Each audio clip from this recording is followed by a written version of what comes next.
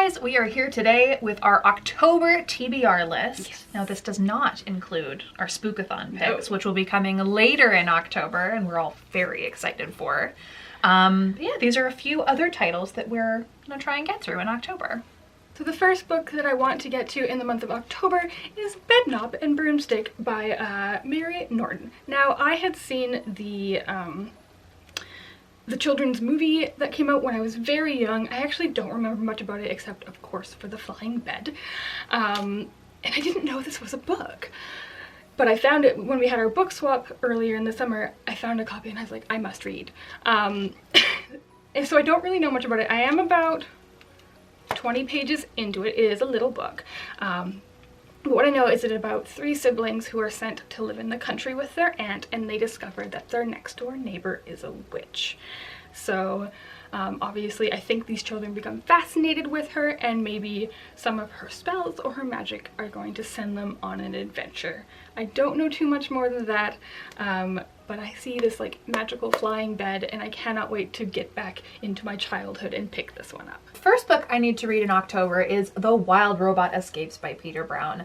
I read The Wild Robot earlier this year, or maybe even last year now, but especially with OwlCrate Jr.'s robot theme coming out in October, I obviously need to finish the story. I absolutely adored the first book and I'm very excited to see what Roz is up to now, how she's going to get out of this predicament and reunite with Brightbill. Next up is another children's classic that Shanley just talked about in her Q&A video, and when I found a copy at my little free library, I picked it up because it's one of her favorites, and that is Enchanted by Gail, Carson, Levine. I have never read this book. I have never seen the movie. I think the movie isn't exactly well loved, but this book sounds so good.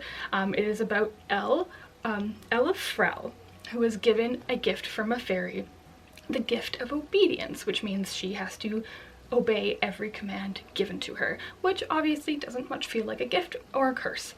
But it's a strong-willed Ella does not tamely accept her fate. She goes on a quest encountering ogres, giants, wicked stepsisters, fairy godmothers, and handsome princes determined to break the curse and live happily ever after.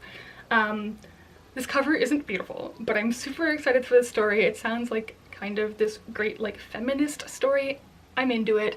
Can't wait to pick it up. Next on my October TBR list is The Midnight Hour by Benjamin Reed and Laura Trinder. This is a very fun and funny sounding middle grade mystery fantasy that comes out in March of 2020. Strange letters start showing up at our main character's house, and her parents go to investigate and then never come back. So she has to then follow in their footsteps and try and solve the mystery and also try and find them.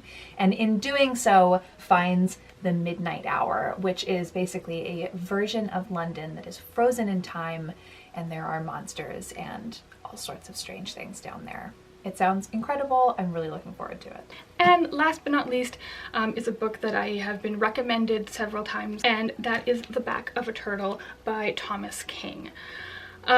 Thomas King is a very famous Indigenous author, and I haven't read any of his work yet, and I'm very excited to get to this. It is a man named Gabriel Quinn who quits his life as a scientist to return back to the Smoke River Reserve, which is where his mother and sister used to live, and once he gets there he finds that pretty much everything is gone or has died. And it turns out this is because there was an environmental disaster called the Ruin, and it turns out that maybe Gabriel's work as a scientist was the reason that this event happened. So it sounds like he's down, and maybe he wants to commit suicide by drowning himself in the sea. But before he does that, he sees a young girl in the waves and he saves her, and then this keeps happening and he keeps saving these people and he doesn't know where they're coming from.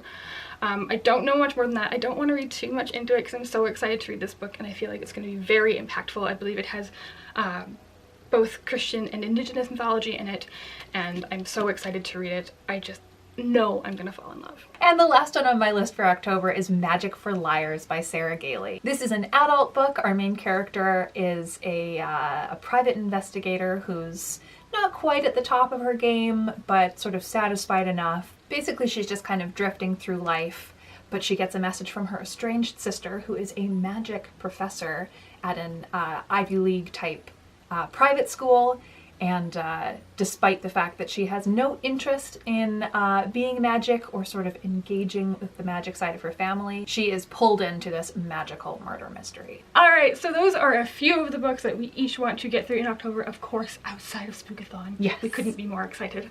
But let us know if you have any reads that you're planning on reading in October. We'd love to hear them in the comments down below. And of course, if you like this video, please give it a big thumbs up and subscribe for more videos from us every single week. Happy reading, and thanks for being awesome. Bye. Bye.